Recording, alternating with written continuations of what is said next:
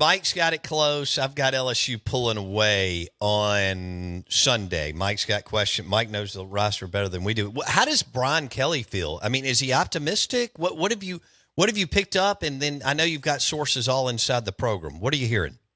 Yeah, he's always been optimistic. Last year at this time, I think he knew who he was dealing with in Florida State. I think he knew.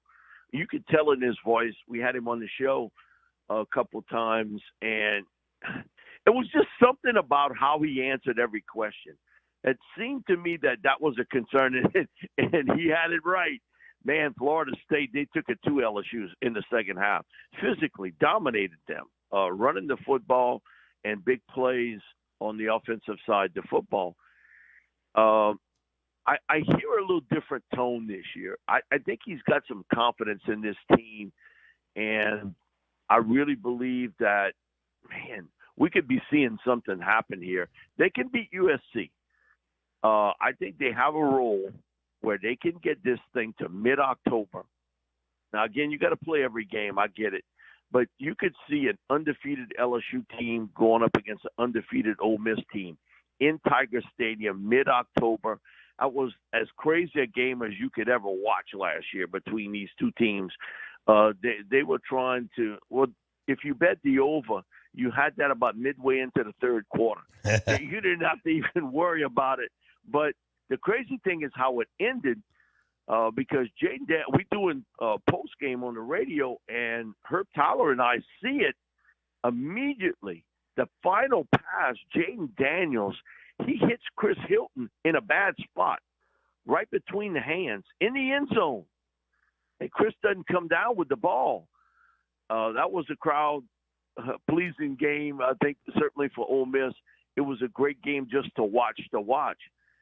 One thing I would like to have, if that event happens, if Ole Miss plays LSU and both teams undefeated, I want the alcohol sales in Baton Rouge that weekend. Yeah, me too. Man, you wouldn't have to work for another 5-10 years with that kind of money, because, man, they're going to be cranked up, and that's going to be a night game in Tiger Stadium. And, Archie Manning and I were talking about this. He said, Mike, normally, and just because things now are different, that would have been a late October game, the Halloween night run with Cannon and everything else.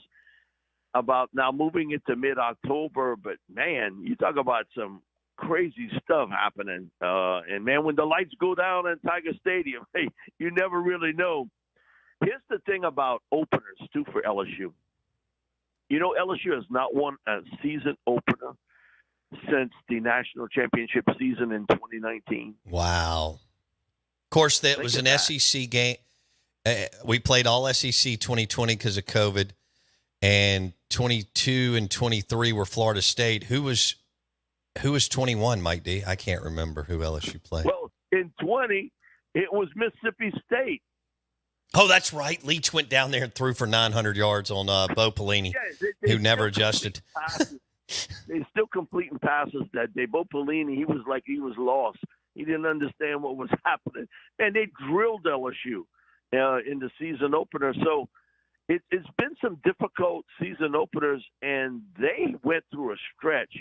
Ross Dellinger and I were talking about this. They went through a stretch. It was like 12 or 13 season openers they had won. And then all of a sudden, somebody closed the valve. And 2019 is the last time that they had a season opener. So, you kind of roll with the punches a little bit.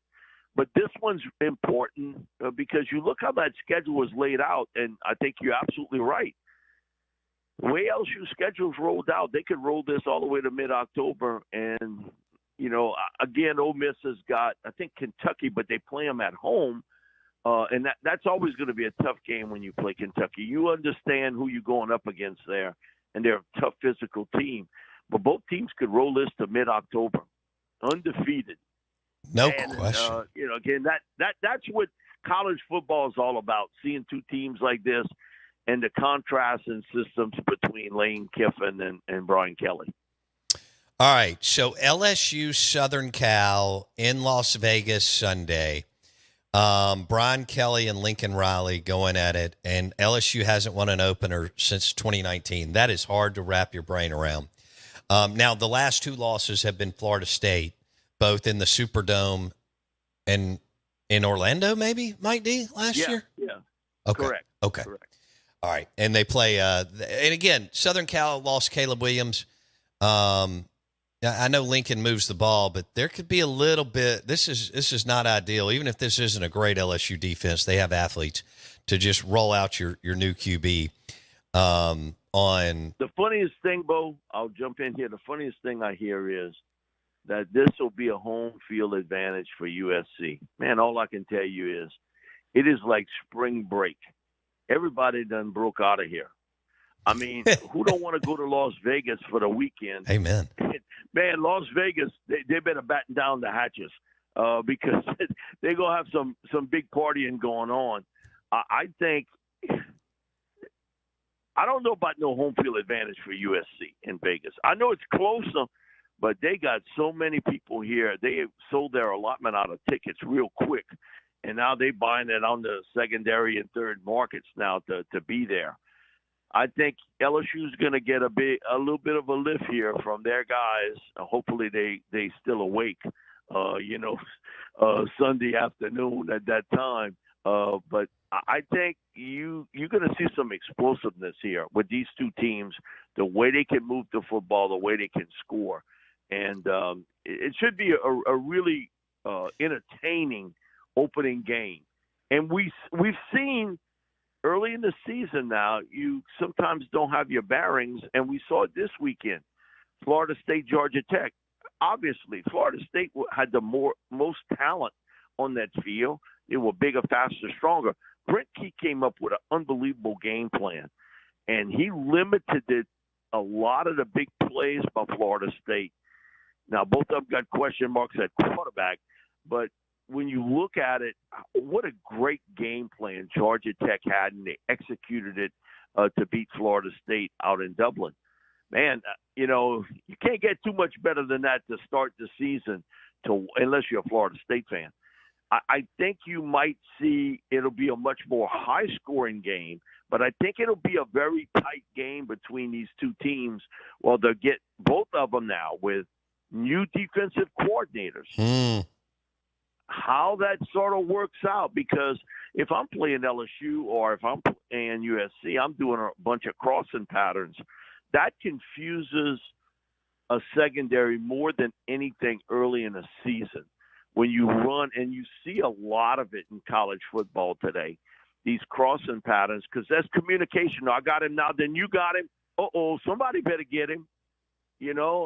Somebody missed the boat there.